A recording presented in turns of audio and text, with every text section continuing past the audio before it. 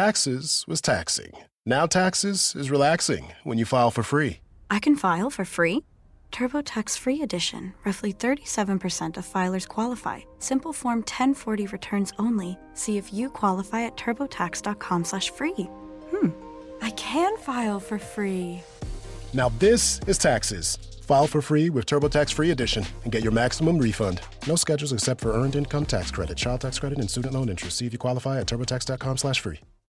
Coming up on episode 232 of Wheel Bearings, we've got the 2022 Ford Explorer Timberline, the Cadillac CT5V Blackwing, the Subaru Outback Wilderness, an Infiniti QX60, Ford's new e-Transit, and the Kia EV6. All that and more coming up next. Did you know you can support Wheel Bearings directly? Head to patreon.com/wheelbearingsmedia and you can become a patron today. Your contributions will help fund the platforms and tools we use to bring the podcast to you. And exclusives and improvements are already on the way thanks to your generosity. So if you want to be part of an automotive podcast like no other, head to patreon.com/wheelbearingsmedia.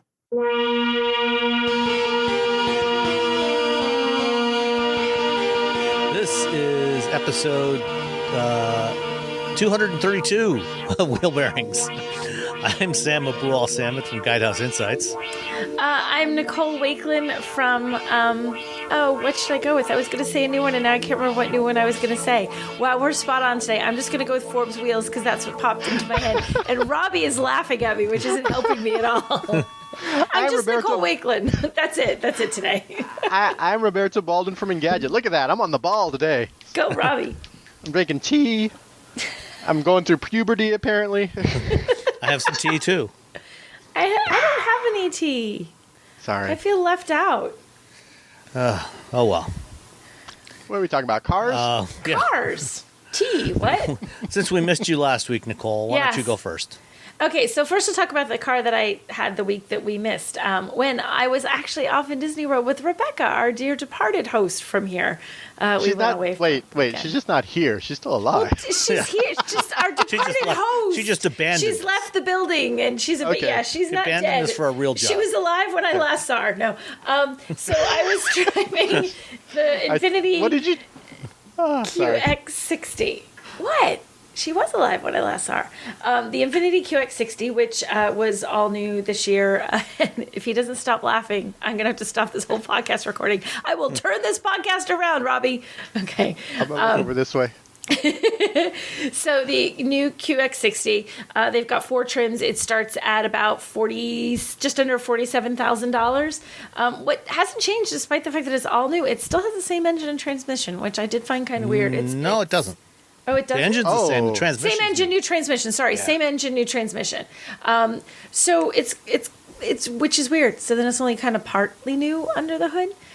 It does make a difference, though. The new transmission is quieter, and it makes the power delivery a little smoother. So as you're driving if you accelerate really aggressively, it's a smoother acceleration than it was before, which this is a luxury car, and you kind of want that.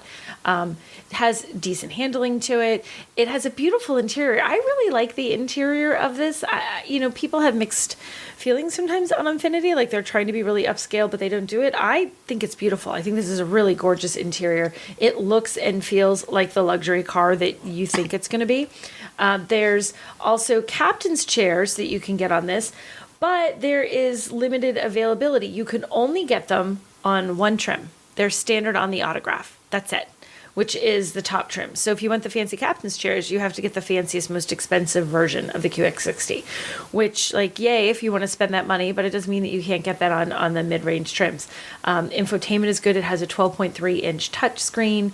It has Apple CarPlay that's wireless, which is amazing. I'm all about the wireless device stuff now. I had to drive a car unexpectedly this weekend from Columbus, Ohio to Boston, and I felt like there were wires everywhere, as we're trying to plug things in. To be able to have a wireless charging pad and wireless connectivity would have made it feel much less like a clutterfest in the front seat of that car for that ridiculously long drive. So you don't have to.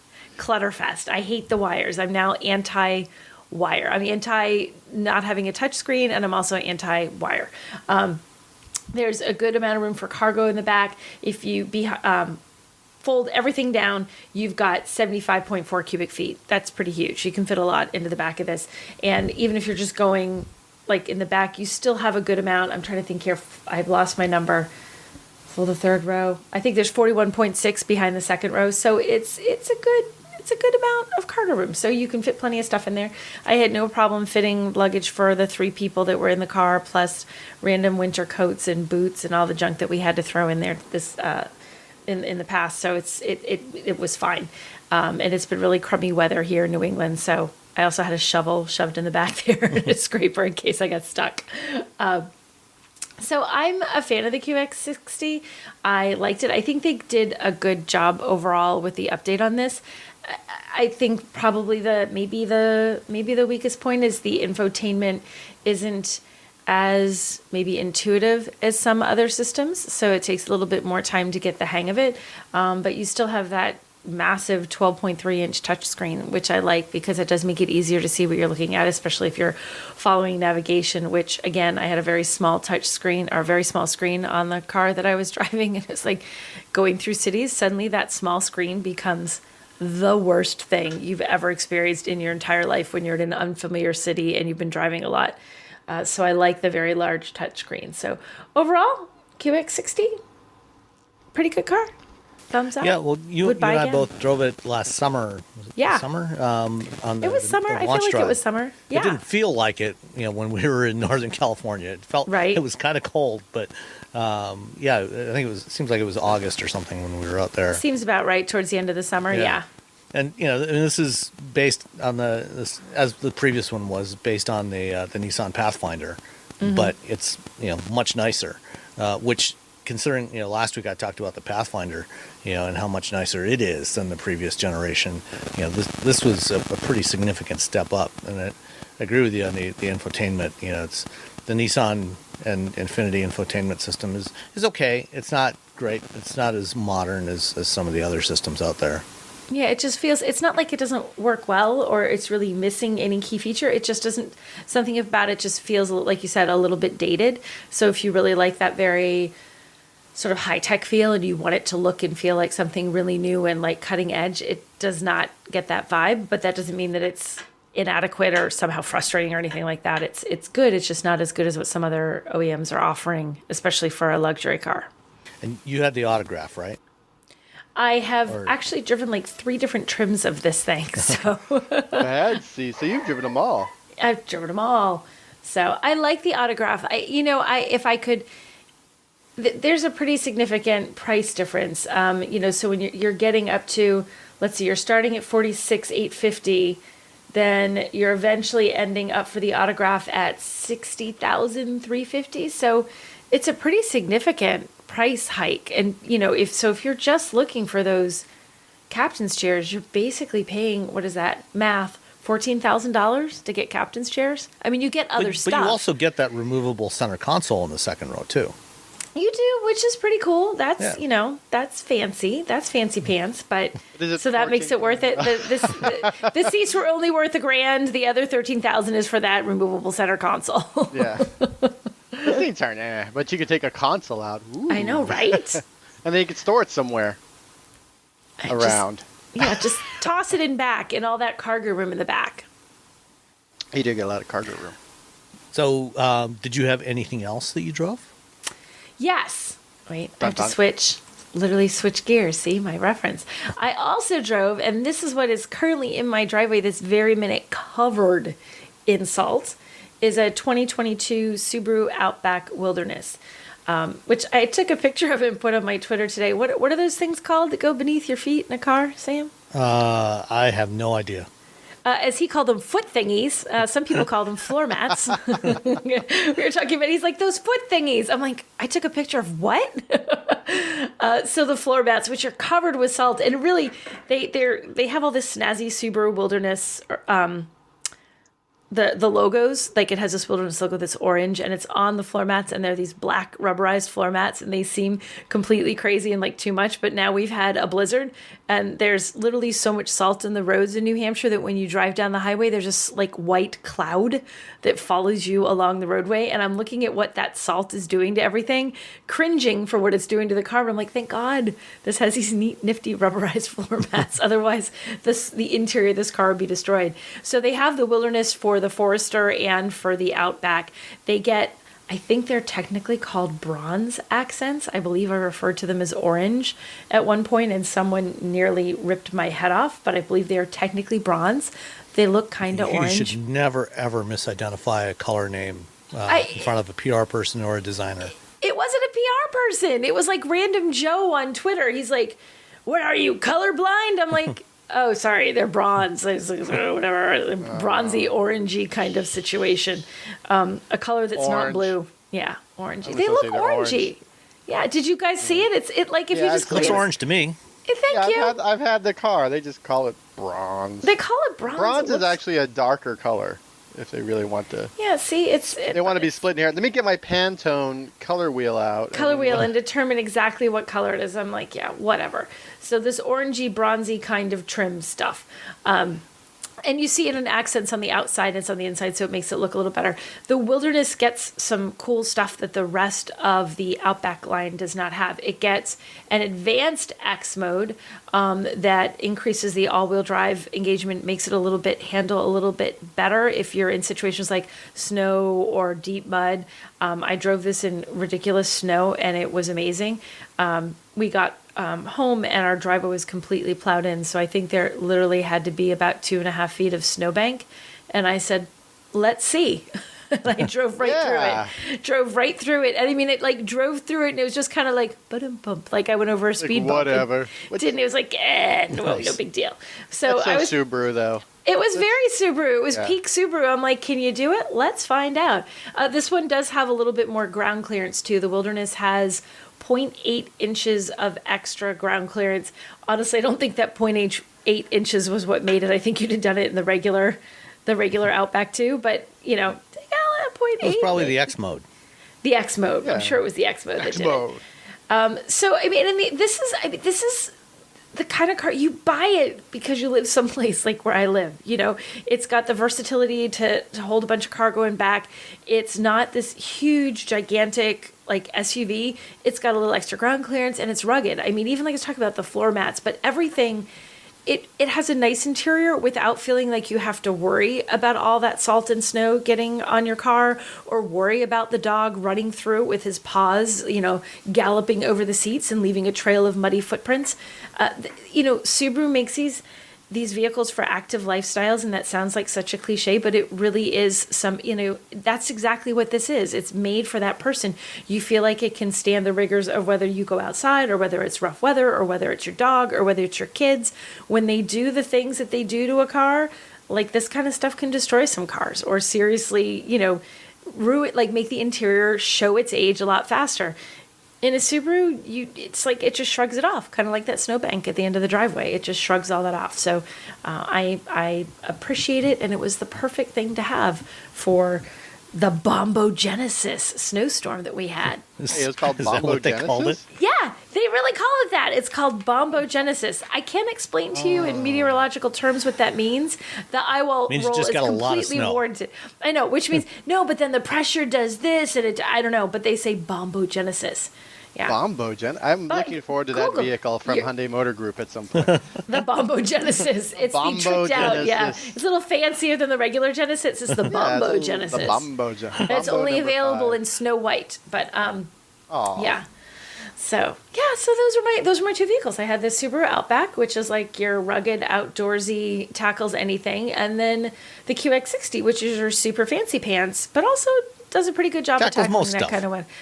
Tackles most stuff, but probably not as keen on having your dog run through it as the Outback is. I mean, there's a reason why a bunch of places that are just enveloped by snow for a very long time, a lot of those folks have Subarus. I mean, I had a WRX, which is like the fast Subaru, the wagon, and I had just all seasons on it. I would take that thing snowboarding up to Tahoe like 20 30 days a year. Yeah. And I'd just be just flying past like SUVs and ditches and big trucks and whatever, because it's just like it's low. It's got this really nice mechanical all-wheel drive system. I don't know, man. And my neighbors have had, I think they just like, she gets rid of one and buys another one. Like there's been this constant, she's like, if something happens and she decides to upgrade, but it's always another Subaru, and she loves it. She never gets stuck, and she drives through the same crummy side roads that I do to get to my house. And like, I've seen her like blast through snowbanks just like I did.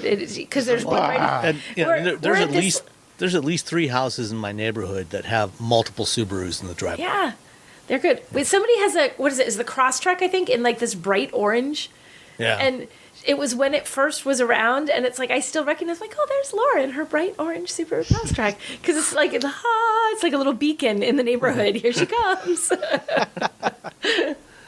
All right. What about you, Roberto? What did you have? So I wanted to continue my adventures with the CT5V.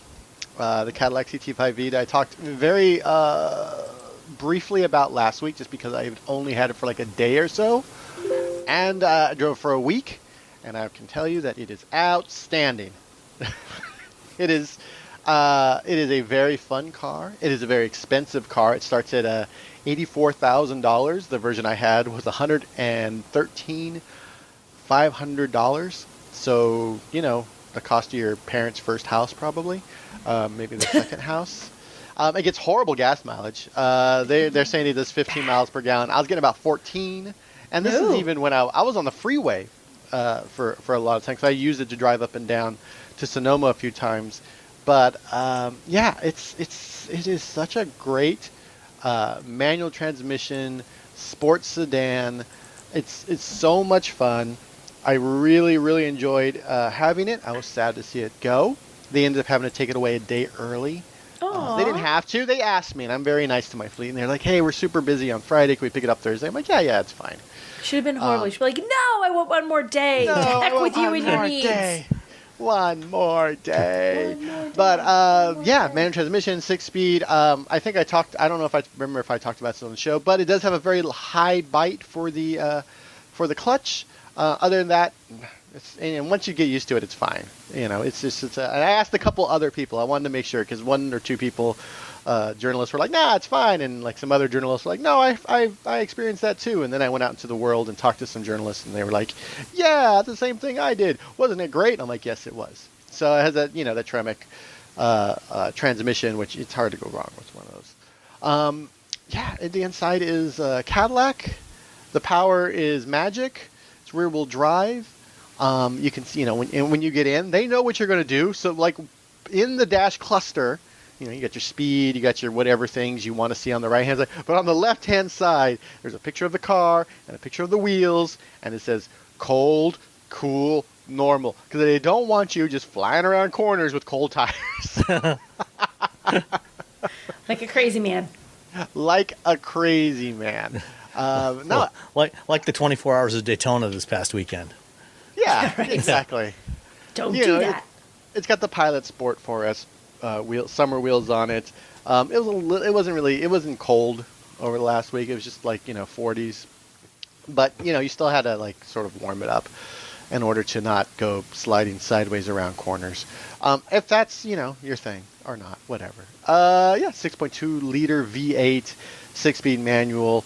Let me get you the numbers for all the exciting 668 horsepower, 659 pound-feet of torque. No matter what gear I was in, whenever I depressed the accelerator for a little extra power, it was there. It was ready to party at all times.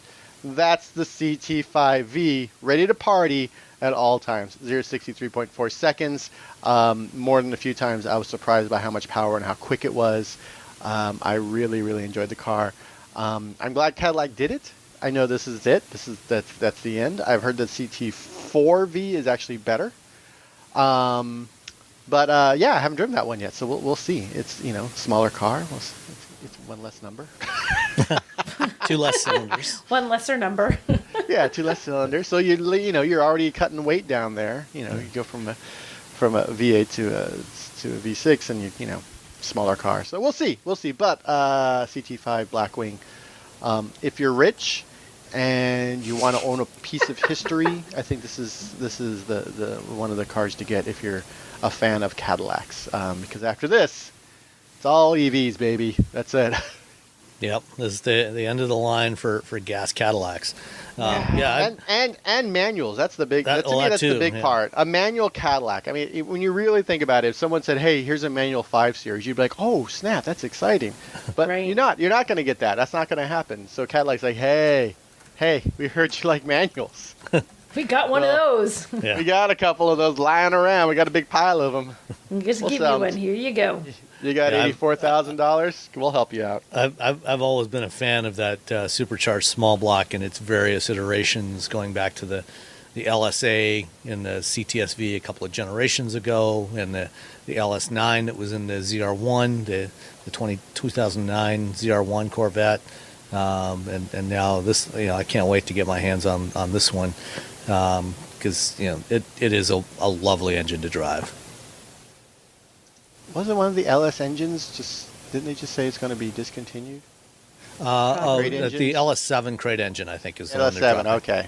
Yeah, I saw that earlier today. You can't solve all life problems with an LS swap, but you can solve a couple at least. Yeah. That's all. A few. You can solve a few problems. There's a few problems you can solve. That's all you need, just but a not few all problems. of life's. Yeah. But the worst problems you can solve by just swapping in an LS, small block. Yeah. That takes care of the worst of your troubles right there. That's right. Worst of your trouble. Not all of them. Once you have that running, everything else will just kind of fall away. So, kids doing horrible in school, get an LS Whatever. swap. LS swap. That's all you need. And the beauty of those small blocks is, even though it's a large displacement engine, it's actually a remarkably compact engine for how much power you get out of it. Because it's people look at it and think, it's an old pushrod design, but it's actually a surprisingly sophisticated engine, and they managed to get a lot of power out of a very small and surprisingly lightweight package. It's like a little neutron star. Yeah, pretty much. There you go, everybody. All right. I did not have a V8 engine this week. I only had 4 cylinders in what I was driving. Only 4. So you got half of it. You got half a Cadillac. Yeah, half a Cadillac. I had the 2022 Ford Explorer Timberline. So Ford last year started announcing Timberline editions of their various SUVs. So I think so far they've announced the Expedition and the Explorer. I'm guessing that probably sometime this year we'll probably hear about a Timberline Escape or maybe Bronco Sport. These are the more off-roady versions of their respective models. So in the case of the Explorer, you get slightly more ground clearance. You get Bridgestone Dueler all-terrain tires, a Torsen limited slip rear differential, skid plates, some rather nice, attractive, and relatively subtle red trim stripes on the front fascia, and are they red or? I was going to say, could red trim stripes actually be subtle? Isn't the fact that they're red demand them to not be subtle? They're very thin, so they don't scream at you. It's enough to say, hey, there's something different here. Oh, look at that. There's fanciness. The Wilderness also has these auxiliary lights, LED lights in the grille. That the switch for them is actually just on the left-hand side under the dash, on the underside of the dashboard, just below where the headlight switch is, and there's a little LED that they've installed there to let you know when those are on. So the bottom half of inside the head, there's a rotary knob for the headlights on the Explorer, and then there's a two-part switch inside that. The top one is for the fog lights. The bottom one turns on these auxiliary lights, and then there's this little orange light below it that comes on when you turn on the auxiliary lights that really looks tacked on. That looks like something an aftermarket thing that somebody installed themselves. Man. That little. Fortunately, it's out of the way. You don't really notice it very much, but if you look at it, you realize Ooh, that was really an afterthought. Is it in the rotary portion? No, or it's like just somewhere below else? it. It's just below the rotary thing. It's just to show you that you're using the auxiliary lights. And you're not Right, supposed to use which them you on don't the road. actually need because those things are so bright. When you turn Right. them on. For off-roading in the middle of nowhere. You're not supposed to use them on regular roads. You absolutely do not ever want to use these when you're driving around wherever there's any other vehicles around, because you will blind people. And these things are really bright, and they are, they basically flood the whole area in front of you. So absolutely don't turn on those auxiliary lights if there's other cars coming towards you. But the only engine you can get in the Timberline is the 2.3 liter EcoBoost, which is the base engine in the Explorer, and it's a nice engine. I mean, this is the same engine you get in the base Mustangs. It was in the Focus RS in a slightly more powerful version. Ford's used it in a bunch of different vehicles, both front wheel drive and rear drive. And in this particular application, it makes 300 horsepower, 310 foot-pounds of torque, which is plenty. It's relatively loud, but not obnoxiously so. And it gives you more than enough performance, for this thing. And the Explorer with the 4-cylinder weighs somewhere around 4,500 pounds. So it's a nice responsive engine. I didn't get a chance to go off into any really deep snow with it to see how well the Bridgestone Duelers work, but I did drive it around on some rural dirt roads that had some mix of snow and ice covering on there, and it was fine. It behaved itself really well. It was well controlled. The Explorer is it's a good upper mid-size 3-row SUV in the same class as a Kia Telluride, Hyundai Palisade. It is a rear drive architecture, and it's more of a true 4-wheel drive than the all-wheel drive systems that are on those front-wheel drive based crossovers. So.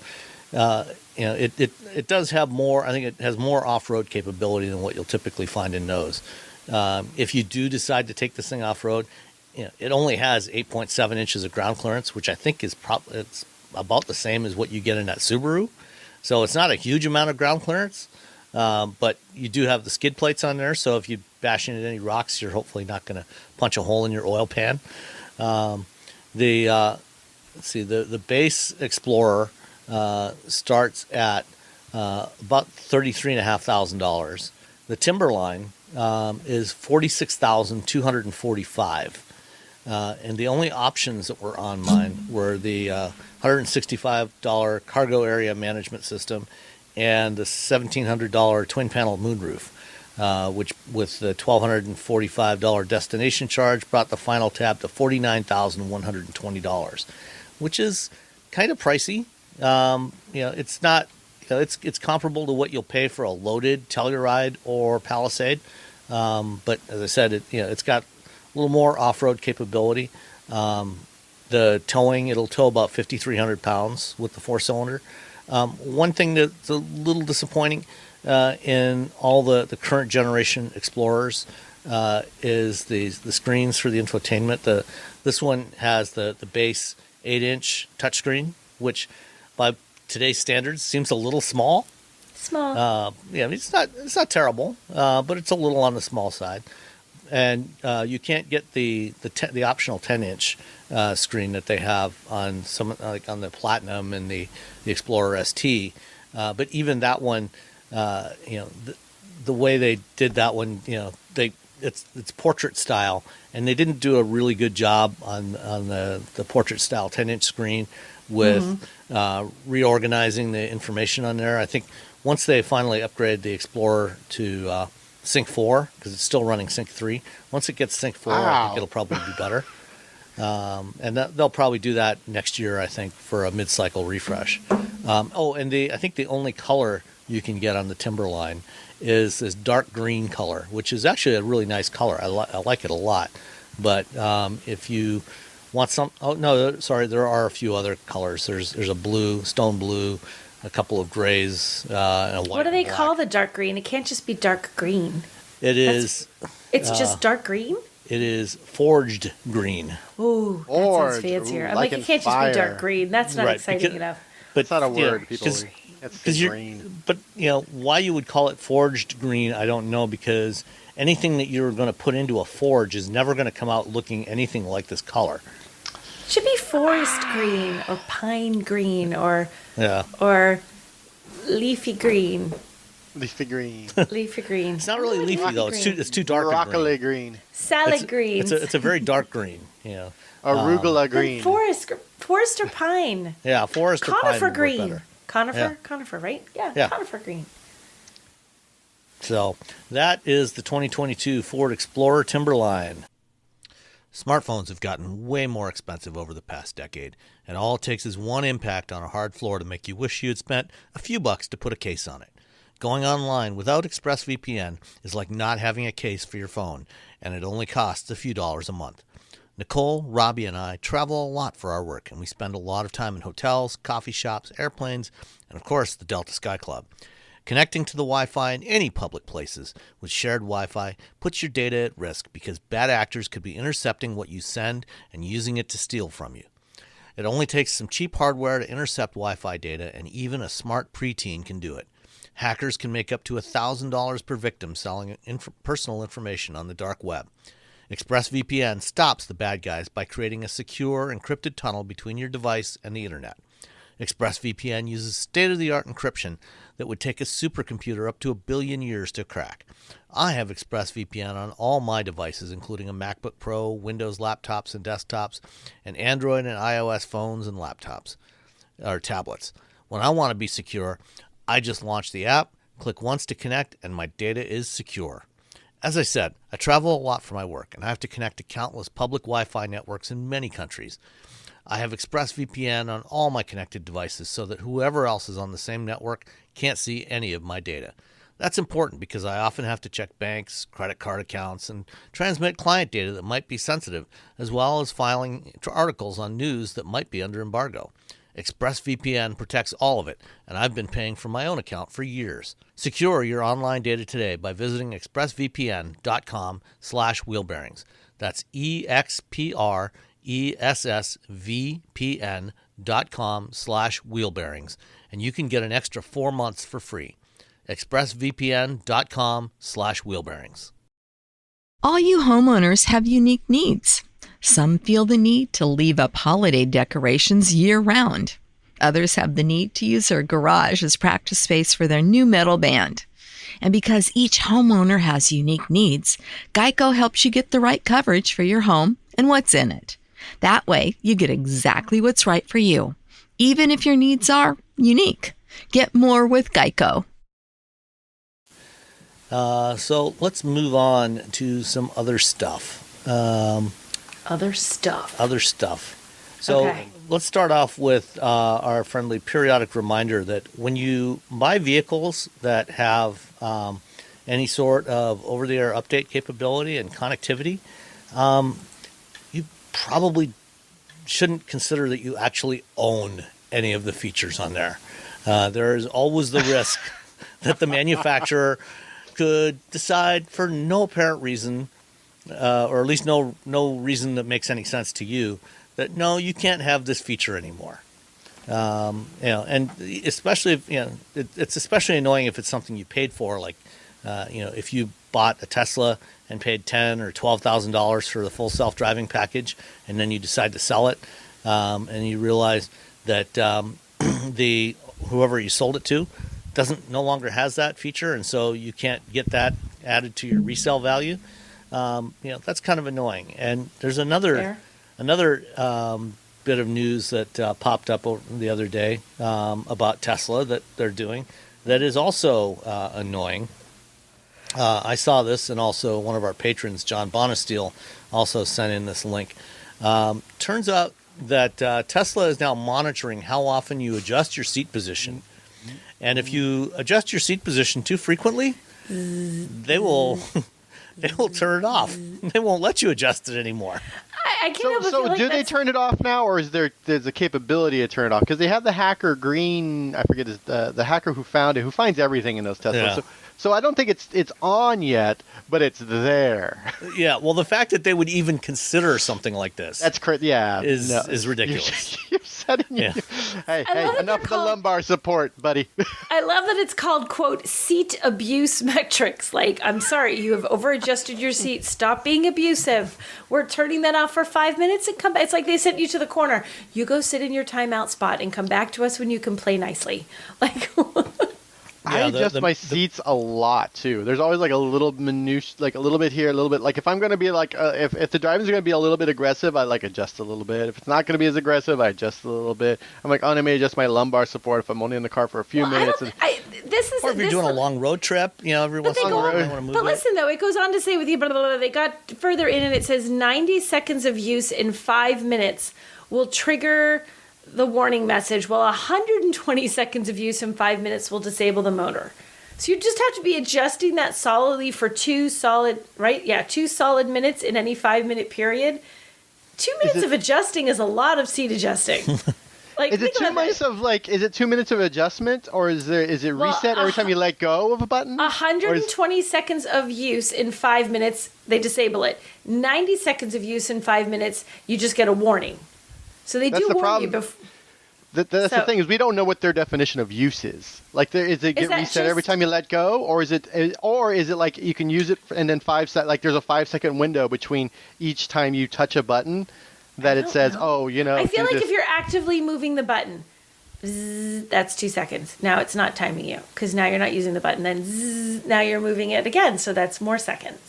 I feel like there's probably a little bit of like time in there that they've built in for that 120 seconds. Because how would you? Because it'd just be impossible to. Are you just like rocking back and forth in the seat, you would like forward, backward, forward, backward, forward, back? And also, like why would suddenly they put a toddler that in there? has found their way to the seat and is just playing with the seat while you're driving. How does that even work? Which also brings up the fact why, because they had to have seen this sort of behavior somewhere, and if it's how you say, where someone using it for 2 minutes straight, like how many people are using it for 2 minutes straight for them to say, you know what? Let's put this thing in there. Let's stop this. For this weird edge case. My guess is they probably had some warranty claims where the motors got burnt out. Yeah. Because if you're doing this, that much, the motor's going to heat up. This story says that there was something about they've changed the vendor. It says Tesla appears to have a new front seat vendor for the Model 3 and Model Y, so maybe something changed. But still, but you think that many people were like Robbie said, how many people are doing that? That's why it's burning out? Like, is it like it's just a nervous tick? You're just like up, down, up, down, up, down, up, down, not paying any attention? It's manual massage. Manual massage. You know how the Mercedes-Benz, if it doesn't have massage seats, you can set it where it like just sort of adjusts the seat every few minutes? Yes. Or every few seconds. It's like it's not a real massage. It's sort of like we're just kind of like move the seat a little bit so like your body doesn't get stuck in one spot. Maybe that's what someone's been doing. They're like manually massaging themselves. lumbar. Do we know anyone who has a Tesla? Do you know anyone who has a Tesla? I want someone to do this. I want someone to constantly. If anyone's listening, you have a Tesla. I'll send a note to Alex Roy and ask him I want you to just sit there, maybe like in your Teslas. driveway when you're not moving, so there's no distracted driving. Just do it back. Just like see if you get this, and like, yeah, I need to know if this happens. See if you pause and count to 3 between adjustments. I just need someone to let me borrow their Tesla for 5 minutes to play with the seats. Oh, it's going to take longer than 5 minutes. You have to sit there. You're like, can you leave your Tesla for 2 days? Like, that's important science to do. What are you going to do? I'm just going to adjust my lumbar. You need to borrow your Tesla to play with the seat. I do know one person who has it. Oh, I'm going to hit him up. I'm going to make him. I'm going to say, you have to play with the Tesla. You have to sit in the driveway and do this for me. He's going to be like, what? Oh, they're like, oh, no, we're just turning this off after it got found. I am sending see what this happens link first. to Do him you get right now. smoke coming from under your seat, or do you get a warning message? What happens first, fire or warning? I'm doing it. I'm messaging him right this minute as we speak. All right. While you do that, let's move on. Last week, Roberto, you went to a program, not just basically in your backyard with Ford that they were doing for Ford Pro, and you get to well, you get to drive one vehicle and ride along in another. Why don't you tell us about that? So Ford had their Ford Pro event up here in Sonoma, which was near my house. Any event that's near my house is automatically the best event because I just drive there in the CT5V. That's what I drove up to the Ford event. So the idea was that they were showing off the Pro versions of their vehicles. Now, these are vehicles that they're building for businesses. It's not for you and me. It's for business. Unless, of course, you have a business. I don't have a business other than me just sitting around riding, and I don't need a transport for that. So the Transit, the e-Transit, is their electric version of the Transit vehicle. It's one of their really well-selling. If you look around your town, you're going and you just sort of pay attention for about an hour while you're driving, you're going to see a lot of Transits rolling around. It's their little van. It's like this. They used to have the Econoline, but now the Transit came over from Europe. And the Transit is doing pretty well for what it is. Well, they decided to make an E version of it, and I drove it. And in addition to driving that, they also talked about their telematics system, which seemed if you're a business or you're the boss of a fleet, you're the fleet boss. This telematics system is actually pretty cool because it keeps track of all the vehicles, all the drivers, how much energy they're using, how much gas they're using, and not only will it work on Ford vehicles from 2020 with modems, but you can get an ODB like little dongle that you can plug into other vehicles, so you can use it with your Silverado, you can use it with your Tundras or whatever. But back to the e-Transit. E-Transit is their van. It's the exact same dimensions as the regular e-Transit. So anything you've built out for your Transit, you can just shove it into the e-Transit. It has 26 miles of range, which doesn't seem like a lot, and it's really not a lot. But when you take into consideration, when you have these businesses, maybe they're going to a site, maybe they're just moving things around town, they don't really drive that far. Ford did some research and they got about 70, I believe it was 78 was the average miles driven by Transits. So it ended up working really well with 126 miles. It's almost about 15 miles extra based on the average use of the vehicle. And I got to drive it, and it's really nice because they've replaced the rear suspension with what's that word when the suspension isn't one independent? Independent rear suspension. It's like those things your foot. It has independent rear suspension. So if you've ever driven a Transit, whenever you hit anything, the back of the Transit is just like clang, clang, clang, clang, clang, clang, clang. It's just a clanging machine. Even there's nothing back there. Just everything just clanging away. It's a big giant steel box. Yeah, it's a big giant steel box. So because of the motors back there, the battery is it's in the middle, but also it's towards the back, and so it's you're creating all this extra weight. You couldn't just have that boring straight axle back there. You had to have this nice independent suspension, and because of that, it rides nicer than the regular Transit. So it rides nicer. It's quieter. You probably don't think a lot about road noise in your daily life. You don't, unless you have a very loud vehicle and you got a Wrangler or something. The CT5E it had a lot of road noise, but it's also a performance vehicle. But if your job is to sit behind the wheel of a van for 8 hours a day and just drive around and turn it on, turn it off, turn it on, turn it off. So removing that road noise or at least the engine noise is actually really nice. When you have a much quieter experience, it doesn't screw with your brain as much. So I feel like it's probably for those who have to drive these vehicles, it's probably going to be a more comfortable experience. You are going to be tracked probably a little bit more than you were before. But if you're the person who's been driving around in your Transit vehicle like a bat out of hell, I mean, your boss has already noticed anyway, so they've already yelled at you for this. So now they just have, several times. So now they just have that information like right away. And what's fun, and actually the opposite of fun, is that it'll scold you while you're driving it. And it doesn't just say slow down or don't brake hard. It has this whole long spiel that takes a few seconds that tell you, like, when you're, it's like, oh, for maximum don't drive this. It takes a few seconds for it to tell you not to just slam on the accelerator or slam on the brake. So it totally chastises you, like, you dummy, don't do what you're doing. Drive like this. Exactly. So it's not like this really quick, like, please do not, do this. It's just like this whole wall. It's like, don't do this, and this is why. And just like, oh my god, it's coaching you. It's coaching it wants you to be a better employee. A better employee, saving money, saving the environment. It's like having the HR department right there with you. Yeah.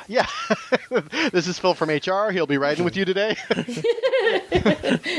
So it's a little like that. And it turns out I was in a hurry to get back because we were running out of time, because we had to get back in order to ride along in the F-150 Lightning. So on our way out, when we were shooting video and just driving it out, it was fine. It only happened when I was like, making it happen. But then on the way back, it was just yelling at me constantly because I was like, we got to get back. We're going to get there with like 5 minutes to spare. We got to hurry. It's like, please do not drive. Yeah, and the car was just yelling at me every time. He was like, don't.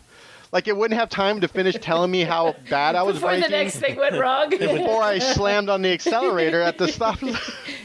So it just keeps going until it finishes the current message. It doesn't interrupt and start over again from the beginning every time. I think it interrupted and started over. I think it interrupted the next message. So if I'm slamming on the brakes to get to a stop sign, it starts telling me something. There's no one around, so I slam on the accelerator to take off, and it's like, oh, hold on, there's a whole other issue going on. Clearly, this guy needs to be fired. And what's nice is that Ford was, I'm sure, tracking this because that's the whole point of this vehicle. So they're probably looking at this and like, oh my God, who's this idiot we gave our car? Because I don't think people realize when you go on drive programs, they're actually tracking the car a lot of times. There's something in the car. I've been in vehicles where, like, especially in Europe, where you'll pull over to do something and someone will appear out of nowhere and be like, hey, we just want to make sure everything was okay, because they thought maybe you had broken down. It's a brand new vehicle. It's a prototype. I'm like, no, we're just taking pictures. Like, okay, cool. And you're like, how do they know where we are? And you lift up the trunk and you lift up the little thing, and there's like a little thing inside, like you're being tracked by Batman. So now a Ford Pro, you can do that with every vehicle, like Batman. Like Batman. A couple of years ago, I interviewed Jim Farley before he was CEO of the company, and one of the things he was telling me the story. He was in San Francisco with another Ford executive, and generally California is not considered a great market for the domestic automakers. But they were standing on a corner in San Francisco, and he said to whoever, he didn't say who the other person was, but he said, look around, look at all these Ford vehicles all around us. And they said, where? I don't see any. And the problem is the other executive was looking for Ford cars and trucks. And SUVs and stuff. The types of things that people pay attention to when they think of Ford.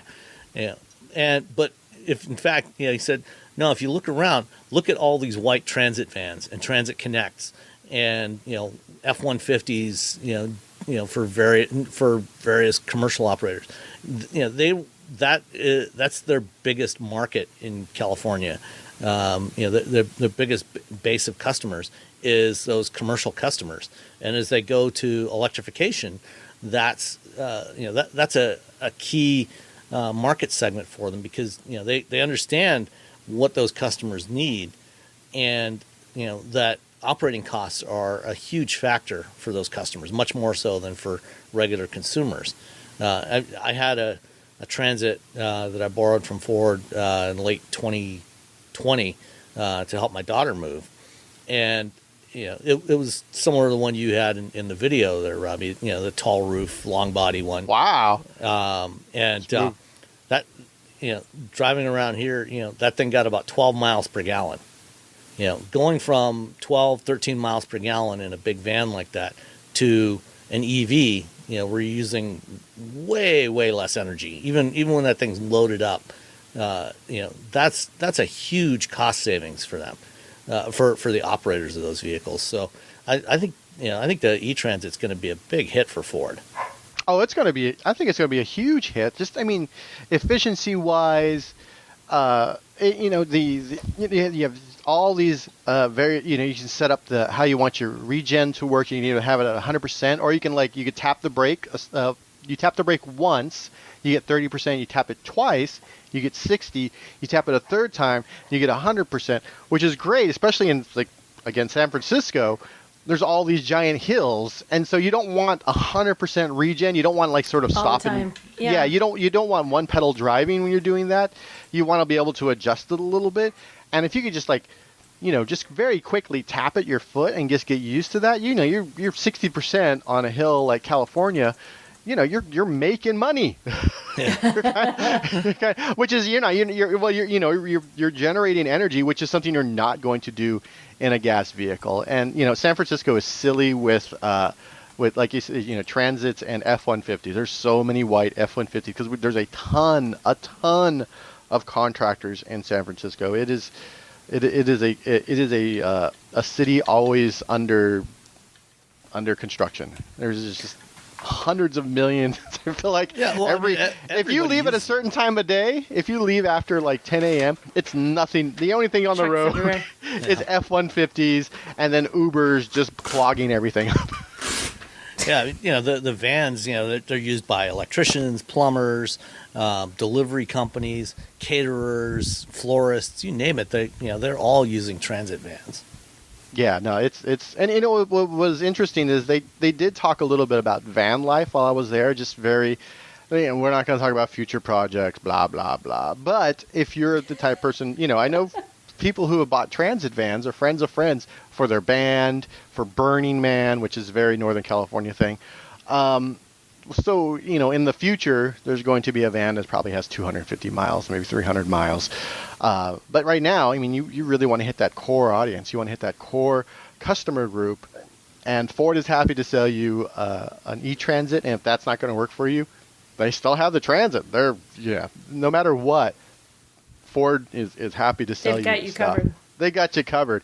And then the F-150, the reason I was driving the e-Transit so badly at the end of the day, we got to sit in it. It has EV torque.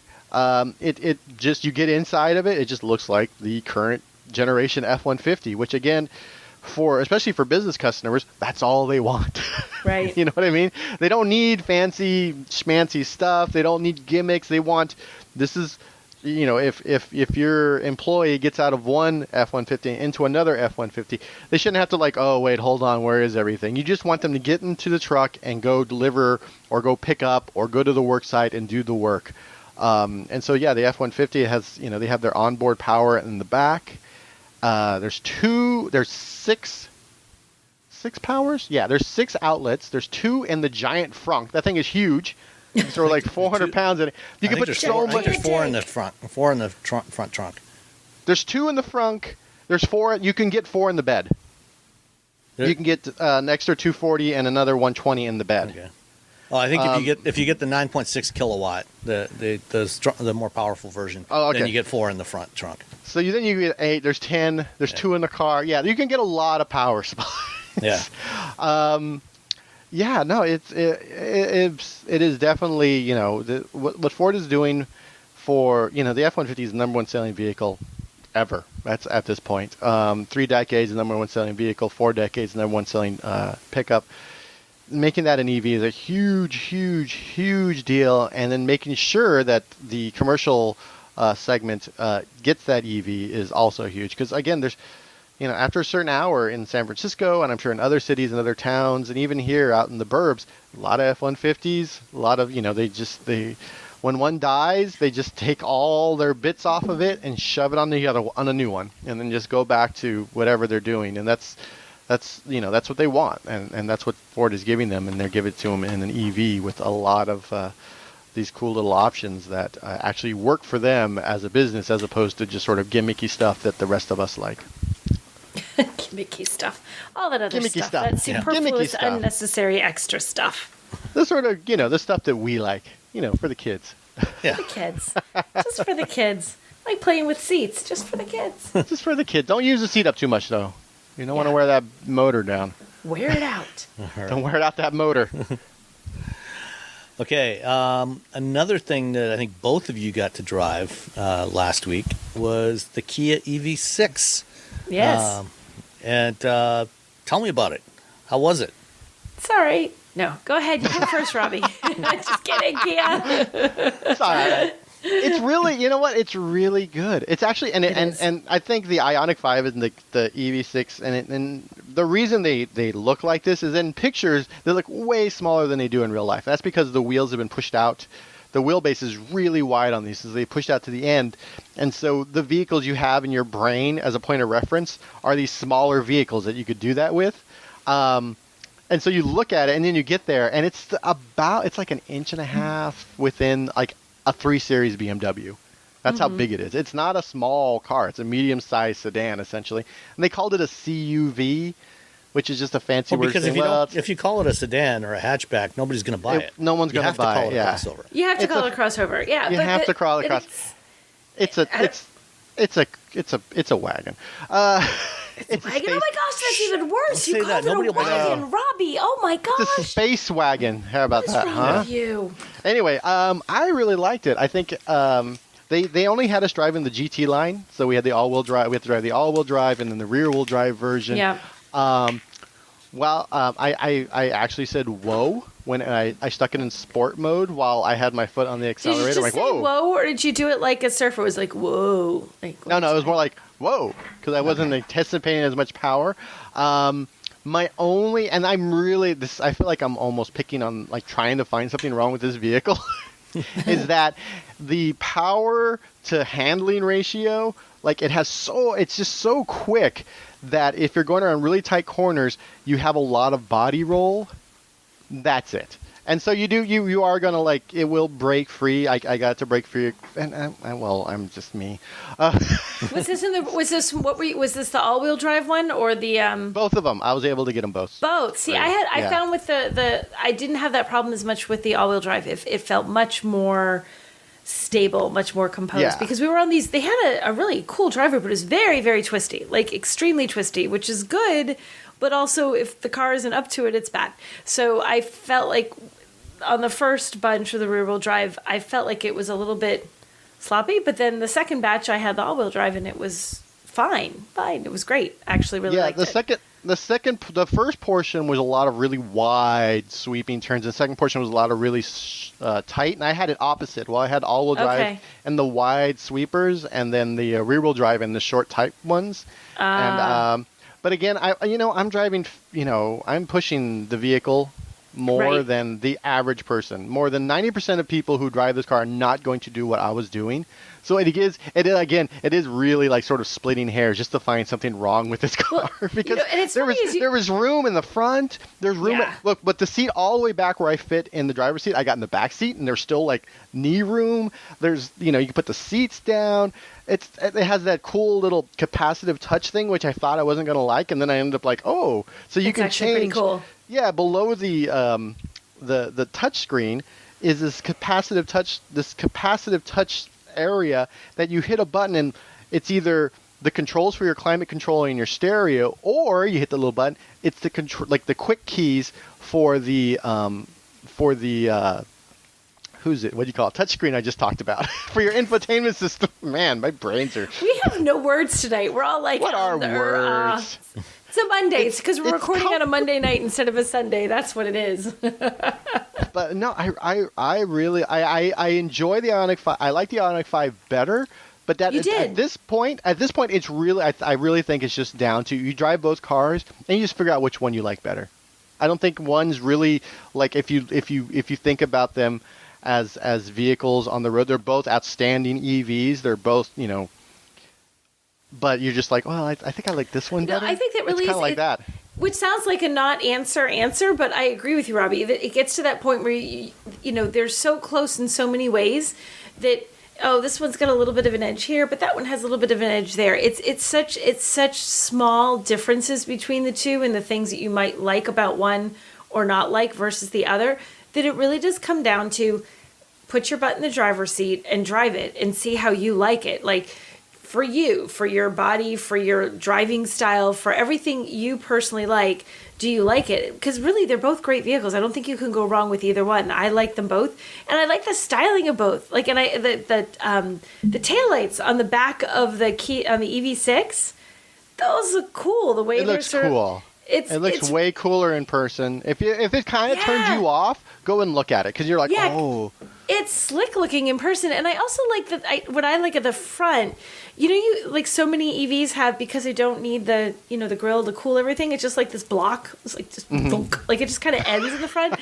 This one's still kind of the way they've sculpted it down and the way they've curved it. It kind of looks like there's a grille, but it's like there's not. But there's that little bit underneath. Like it. I like the front that it looks like a traditional car more, as opposed to this weird arse SUV. I mean, weird arse like EV thing. Like, we got to make it look funky and different in front. No, don't do that. That's weird. Make it look like a normal car. And I like how they did the front of it. I liked the styling a little bit a skosh better on the EV6. A skosh, just a tease. Skosh. See, I like the Ioniq 5, the styling on the Ioniq 5. Did you? Well, you're wrong. That's where it comes down. Robbie. No. That comes down. That's why I'm completely wrong. Now you have two to choose from. That's why Hyundai Motor Group has these three different brands.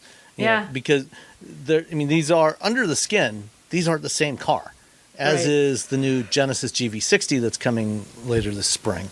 They're all three are the same car, but they all look quite different from each other. I suspect that I think the Ioniq and the Kia, both drive pretty similar performance. They drive pretty similarly to each other. I don't know how much they'll refine that or change that for the Genesis. Certainly the Genesis has a different interior look to it. But it basically comes down to take a look at it. Either one, I think, is going to be a great car. It's just which one do you like the looks of better. Yeah, that kind of comes down to it. And it's funny because when you drive these vehicles, I was pushing the vehicles pretty hard. Because it's the GT line, and that's what when you give us the GT line, that's what people kind of want to see. But at some point, when I was in the rear-wheel drive version, we were driving around Clear Lake. Clear Lake's a lake in Northern California. Just sort of like driving. I was doing about 40 to 55 miles an hour, just sort of cruising, and I was getting 4.9 miles per kilowatt hour in that thing. That's crazy. Because if you do the math, it's about 4 miles per kilowatt hour. Now, Kia wouldn't give us they said they didn't know, or they wouldn't I don't know. They just wouldn't tell us what the gross versus usable battery pack is. So, we don't, I think it's 77.4 for the extended range version is. Yeah. So is that usable. But they wouldn't tell us that was the gross, that's all the battery, or if that's the usable. So it's and that makes a big difference when you're trying to calculate efficiency, because if it's the gross and the usable is lower, that means it's an insanely efficient car. You're probably looking like 4.5 kilowatt. If you do it, if that 77.4 is the usable, or they're allowing you to use the entire pack, it's still 4 miles per kilowatt hour, based on what their their EPA targets was. But I'm getting 4.9 just cruising around in the rear-wheel drive, and it has 310 miles of range, and you're just like, what is happening? This is crazy. This is amazing. This is amazing. And Kia's been and Hyundai have been slowly sort of like really high up there when it comes to the efficiency numbers. Like, one of the reasons I bought the Kona Electric is because of the efficiency number. Like, we're getting it's crazy, crazy efficient. And these things also charge really fast. 350. It does the same, 10 to 80% charge in 18 minutes, which is ridiculous. That's enough time to get out of the car. You don't realize how quick time passes when you go into how long you're sitting at the store or whatever, or going in to get food. Because I remember when I was driving a Model 3 to Las Vegas one year for CES, I was like, okay, well, I'm almost done. Let me plug it in.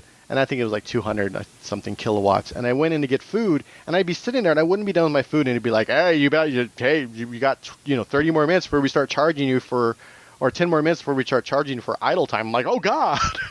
Quickly. Run. So when you get to 350, it doesn't have to have, this weird 500 miles of range or even 400 miles of range, because it charges so quickly. Well, that is if you can find a charging station. Yeah. There is that.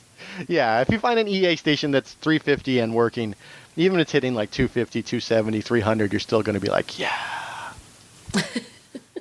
Okay. Yay. All right.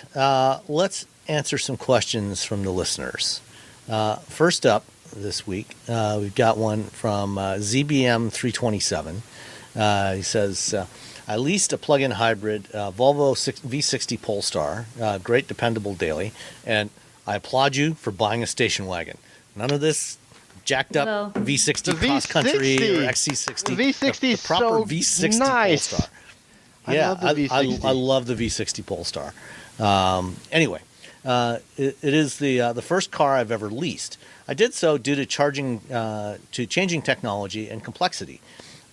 Is technology at a point where in 3 years a BEV, mentions the EV6, where BEV's value hasn't been devalued to a point, making a lease still a better bet. Right now is kind of a weird time. Yeah. When it comes to residual values, because we've got the chip shortage and there's so little supply of new cars, and so resale values are way higher than they traditionally have been.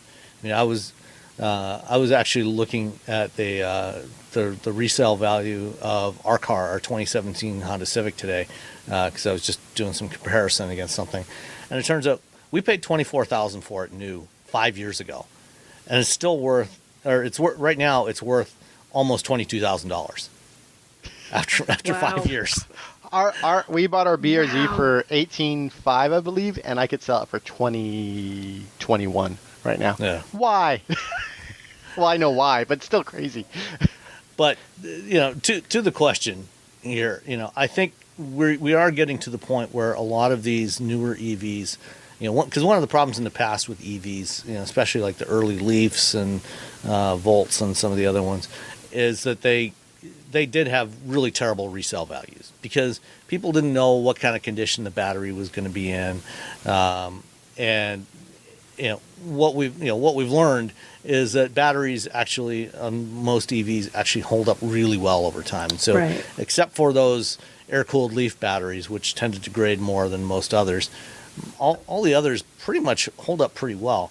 So I think in 3 years' time when your lease is up on the Volvo, you could probably go look at a Polestar 3 or a Volvo, whatever the replacement is for the V60. It'll probably be out around that time, and it'll probably be a great choice for you, to buy it. You probably don't have to worry about leasing. The resale value will probably be fine at that point. Yeah, 3 years. There's always the problem with BEVs. It's just that technology is moving so quickly, but at the same time, it's like, well, I'm not going to get the new phone because another phone's coming out. I'm like, you know what? At some point, you're going to need a phone. You so it's the same thing with BEVs. You can't delay it forever. Yeah, you can't delay, and there's like, well, this is the year. I heard somebody say that somebody to somebody to somebody, and then solid state comes at the end of that sentence. Like, maybe it's still eventually someday. I think we still got a little while first because once they actually figure it out, then they got to do like a couple of years of testing and blah blah blah. So 3 years, I think you're not going to buy a BEV and then 6 months later someone's going to be like, we figured out solid state. It's going to be in a car tomorrow. Like, no. Well, even Toyota is one of the companies that's been working on solid state batteries. One of many that's been working on solid state batteries, right. And who many expected to be the first to launch something with solid state.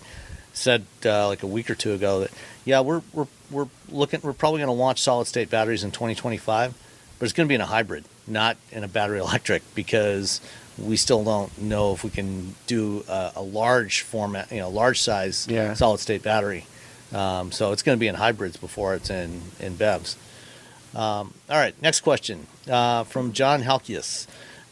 With the terrible weather here in the north lately, he's in Ohio, I was having an online discussion with other Mach-E owners on what is the best mode to drive the car in during adverse snow and ice conditions. One friend drives in one-pedal mode normally and keeps it in one-pedal mode. I also drive in one-pedal mode all the time, but did not feel confident in bad conditions. I switched the car to Whisper. He's normally in engage mode. and turn off one pedal and push the L button on the shifter for a more gentle regenerative braking. I want more control, and after 40 years of driving internal combustion, I don't want my reflexes to take over in a bad situation, let off the accelerator, and find that instead of coasting, I'm now sliding sideways. Is there any better suggestion for bad conditions? I never really thought about that. I think John is correct with because I'm going to tell a little story about the EV6 where I was going around a corner. I was going a little too quick. And, you slowly lift because you don't want that weight transfer of slamming on the brakes because it pushes the front of the car down. It lifts at the back. So now you're losing everything, so it creates, so I was in one pedal mode essentially while I was doing it. And so I felt it like, wait, maybe. Yeah. So I think John is correct. So yeah, because you are getting away, you are just automatically putting on the brakes in one pedal mode. So I would agree. Because it is essentially the same thing as like if you've slammed the brakes on and you don't want to do that.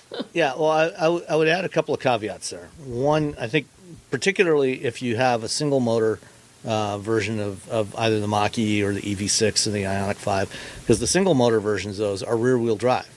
And so the regen is all going to be coming off the rear axle. And that is going to exacerbate things. So if you lift off the accelerator, on a slippery road, you're going to be doing all your braking on the rear wheels, which is not what you normally would get in most cars.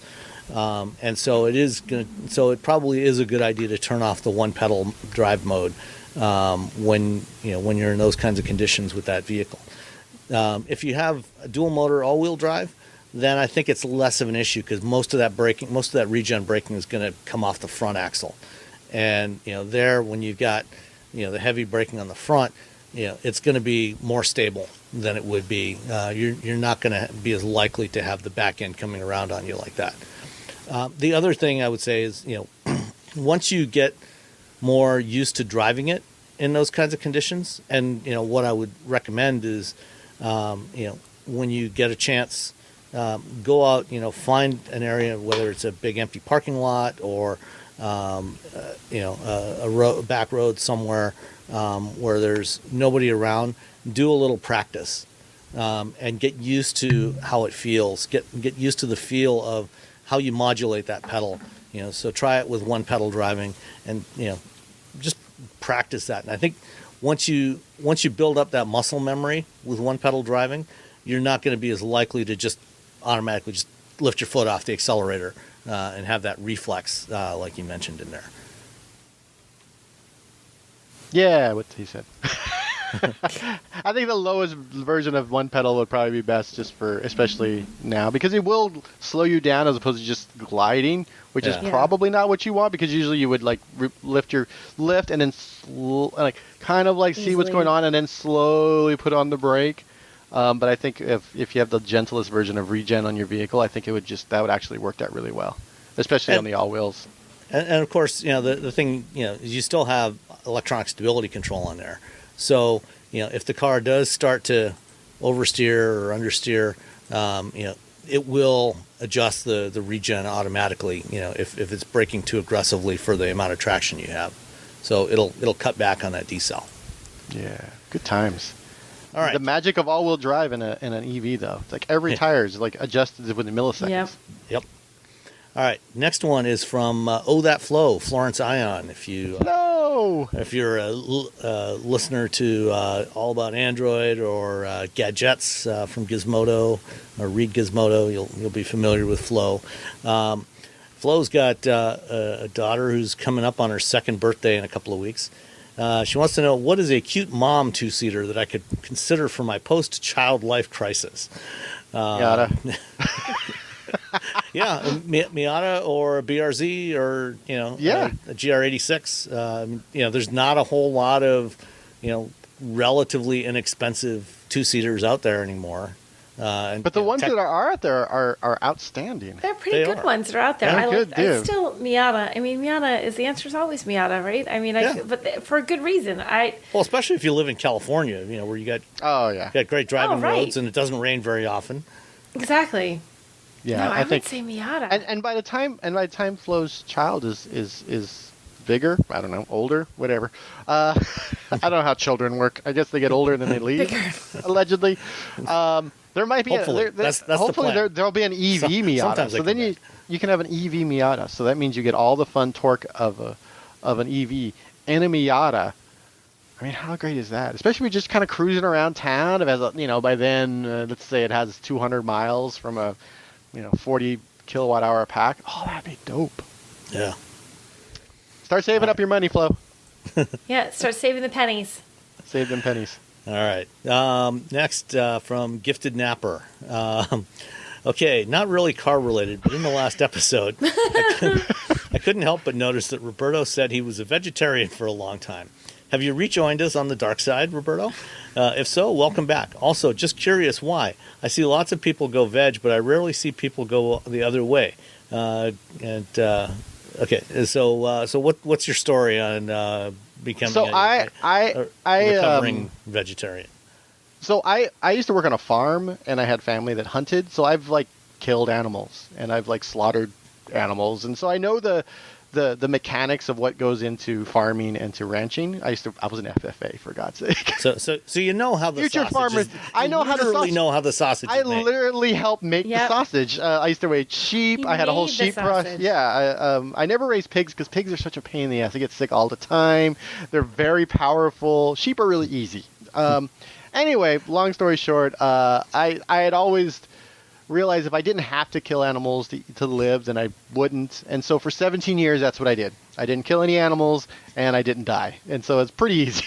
It's actually pretty easy. The reason I went back is actually I just told people I just wouldn't explain why I started eating meat again. That said, that doesn't mean I won't go vegetarian again at some point in the future. It's really not that hard. It's vegetarian. I didn't. There was never any issue where I was like, oh no, I'm not eating the right food. Or everyone has that story about that vegetarian friend who's skin and bones. No, that wasn't me. So yeah, well, right now I'm eating meat. Who knows in the future? Maybe I won't. It's nice that we live in a time where you have that choice.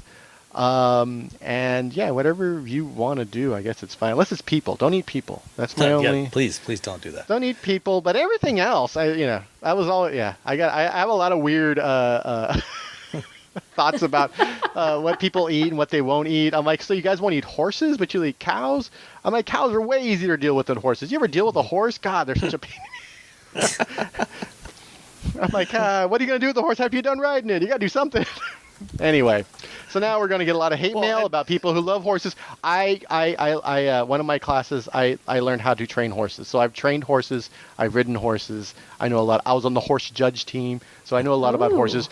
Don't send me email or yell at me because I said people should be eating horses. Well, and the other thing is now, we have some, if you actually like to eat meat, you like the texture and the flavor and stuff, we're actually starting to get, some real viable alternatives, plant-based alternatives, like Beyond Meat and Impossible Foods and stuff like that. Yeah, what's the deal with that? I'm vegetarian for 17 years, and we have the same Morningstar. I just ate the nuggets because making chicken flavored stuff is a no-brainer. And then as soon as I stopped being vegetarian, hey, look at all these cool new science we're doing with meats, with fake meat. I'm bad timing. Oh, yeah, wow. you did it too wrong. You just timed it wrong. I did it backwards. I should have just kept eating meat and then went vegetarian a few years ago. Right. Yeah. All right. Another one from Brianna Wu. Okay, you can get a great 997. That's a Porsche 911 built, I think it was 2004 or 5 till about 2012, for around $45,000 to $55,000. You have to spend $100,000 to $110,000 to get a good example of a 997 turbo. Is it worth the extra? Is the 997 the one that had that issue where the engine would explode unless you? Yeah, I think it might have been the 997 because my friend. So there was a 997 and there was an issue, and if you didn't fix the issue, the engine would explode. It'd be and you'd have to pay $15,000 or $20,000 to fix this issue. But then once it was fixed, it was fine. But the people who still got it fixed, the market was still really shitty. It was really bad. They couldn't, even though they. So I think it might have been the 997 that had that. I think you're right. I think it was the 997. So was it worth spending double for a turbo? No, I don't think so. Not for double. No. Double is a lot. If it was a little A, it's a like, lot, and B, it's double. a Porsche. You're not probably going that fast where you live. I mean, if you're driving it on the street. It still handles like a Porsche. Yeah. And do you really need the turbo, Brianna? Most of the time you're like the turbo. It's not like you're track driving it all the time, or are you? I don't know. I think she does occasionally. Occasionally? Yeah, I mean, so she lives in Rena has a lot of Porsches. Is occasionally? She lives in Boston. She's not even driving right now because we've got 2 feet She's of already snow. got four Porsches. Yeah, Brianna has like a fleet of Porsches. Yeah. She's a fleet. Can I come visit, Brianna? Can I visit you? Brianna's kind of my hero. To be completely honest, you can go do a comparison test on the power seat motor. There we go. I think that you're fine with the non-turbo version if you can afford it. If you can afford double, and that's what you really, really want, it's fine. But I think for most people, I think the non-turbo version is going to make you so It's not happy. like the non-turbo 911 is slow. Right, I mean, it's not like it's a really slouch. fast car. Yeah, you're not buying a Yugo. It's just a non-turbo 997. I mean, you're talking about 0 to 60 in 3 seconds versus 4 seconds. Oh, that extra second. Yeah, it's probably even the gap's probably even less than that. All right, Gupta AJ asks, do they make 35-inch road tires that can go on the F-150 Raptor? Don't really need to have trail running shoes for daily highway driving. So I took a look on Tire Rack earlier today to see what was out there, and there's not really a whole lot of choices, for that size of wheel and tire for something like a Raptor that are a pure street tire. Pretty much everything That's in that huge. that size, is at least classed as an all-terrain tire. Now that said, there are I was looking through, the available stuff on Tire Rack, in the standard size that's on the Raptor. It's a 17-inch wheel, and I think it's a 315, 70 or 75 tire. And, there are a wide, they're all classed as all-terrain, but there's a wide variety in there. There are some that are definitely more like a street tire than, something you're going to go run Baja with. And so, I would take a look at some of those. There's some good options there. If you want something that, probably is going to run a little more quietly on pavement, than some of the standard tires that are on there. If you do want something that is a true street tire, what you're probably going to have to do is go to a different wheel size.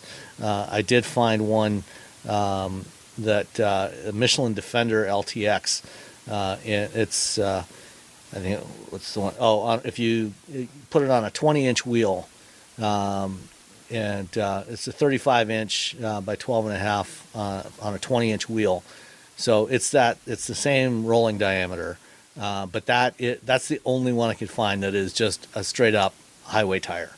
That's not an all-terrain tire. So that's pretty much your only option, at least that I could find. So either spend like $3,000 on new wheels and tires. Yeah. So you don't have to listen to this all the time. And then have to change your tires out or you just get a vehicle that's better suited to driving on the street. Yeah. There's just the big. I see people driving around with their giant, off-road tires. I'm like, oh, those will last about, I don't know, 8 months. Good luck with that. An hour and a half. Yeah. I'm like, oh, that's why you don't know. You know what? You'll figure it out. out. And then you see them later on. You're going to learn the hard way. Yeah. All right. Last one from Obscuriosity. How like favorable do you think the ID name. Buzz will compare with the Korean EV twins, the Ioniq 5 and EV6? I'm worried that VW's nostalgia tax will price it out of my consideration. I'm also scared VW will botch the entertainment system. Those are both very legitimate concerns. Those are valid concerns. Yes. Yeah. I think. Are they doing anything new with their infotainment? Is it going to be better than? Are they fixing that? They've done updates to the ID4, and from what I've heard, it has gotten better. Okay. Like better enough that it's decent. All it has to do is I haven't tried it. I haven't tried the updated versions yet. But all it has to do is work. Yeah. That's really what it Does it just function got to get now? rid of. Yeah. You have to get rid of the latency. And I know they did the ID3 updates in Europe a few months ago, so I guess the ID4's finally gotten an update. I haven't like kept track of it, but all they have to do is make the infotainment system work. And if for the ID Buzz, that means just upgrading the processor, and they're going to show it off in March, and hopefully by the time it hits the market, they'll have fixed everything. So all the issues, because now we're talking about the ID4 and the ID3, it's over a year now, right? That the vehicles have been on the road. So about at some point, so you get 2 years. You get 2 years to fix the latency issue. It's going to be about at least a year before the ID Buzz is on sale here in North America anyway. So sometime early next year, I think. It's supposed to launch here. The other thing to keep in mind is that this is, while it's electric like the Hyundais, it's a very different kind of vehicle. So I don't know how much people are actually going to cross shop the two. I'm still excited, but just because if it looks correct. If they don't, there's been a few leaked where it kind of looks and then there's a few leaks that makes it look cool, and it's like, I don't even know. I'm just gonna wait till March 9th because half the leaks are like and then at some point they were putting it on the old the current van. They're throwing the powertrain and the drivetrain into an old van, and so like, and then T7, and then people were like, "Oh, look, this is the ID Buzz." I'm like, "No, it's not. It's like a test vehicle. It's just a mule." It's just a mule. It's like when people are throwing.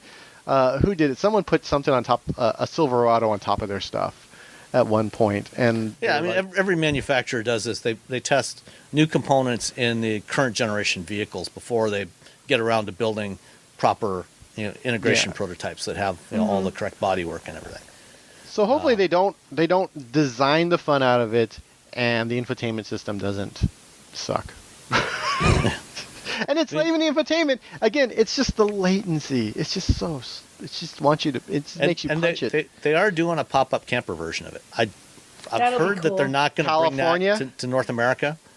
Ooh, dang it! They'll probably call it the ID Buzz California or whatever, the ID whatever, and it won't come to California. But they'll let us drive it and tell you all about it. Yeah, they'll bring one to California, and they'll let Jason Torchinsky review it and do a great video review for Jalopnik, and that'll be the last we ever hear of it. Yeah, I got invited to drive the ID. Did you? The California? Yeah, they invited me to go, and my bosses were like, "No." They're like, "Is it going to be available here?" I'm like, "No." They're like, "Well, then no." But it's going to be cool, and they're like, "It'll get lots of views." Yeah, that was the thing. I probably should just say it's going to get lots of views. They're like, "Yeah, but it's not going to be here." I'm like, "Yeah, but page views." I know. Sometimes you just gotta, I guess page views isn't the answer to everything. But yeah, I mean, I don't think the ID Buzz is going to be inexpensive. It's probably going to start close to $50,000. Yeah. So yeah, I mean, it'll have the nostalgia tax. But I think it should be a pretty good vehicle. I mean, aside from the infotainment system. If they fix the infotainment system, then it'll probably be great. I hope that then when you drive it, the internal sound is just a recreation of that Volkswagen motor sound. Those 1.6 the air-cooled air-cooled boxer. Yeah, air-cooled boxer. That weird. I can't even make the sound, but we all know it. We've all been in a Volkswagen Beetle or in a. Well, I mean that's the bus. beauty. You can do that electronically. Yeah. You can program it to sound like whatever you want. Yeah. You can make it sound like an air-cooled boxer or a 997 turbo or a 997 non-turbo, just whatever you want. But I kind of hope they kind of do that. If someone from Volkswagen's listening, just make it on there. Yeah. Take 3 people, set them aside. Make it a downloadable option. Yeah, you could I paid $10 so I can make my car sound like this. It's yeah, that's fine. Here's my $10. Here's my credit card, Volkswagen. All right, that's all we've got for this week. I want to thank everybody for sending in your questions and for continuing to listen. And we'll talk to you next time. Bye. Everyone's talking about AI these days, right? This season on Compiler, we're diving deep into how AI is reshaping the world we live in. Join us for a new season of Compiler, an original podcast from Red Hat. Subscribe now wherever you get your podcasts. All you homeowners have unique needs. Some feel the need to paint their door a vibrant shade of blue. Others have the need to decorate their bathroom with fish, anchors, and other nautical items. And because each homeowner has unique needs, Geico helps you get the right coverage for your home and what's in it. That way, you get exactly what's right for you, even if your needs are unique. Get more with Geico.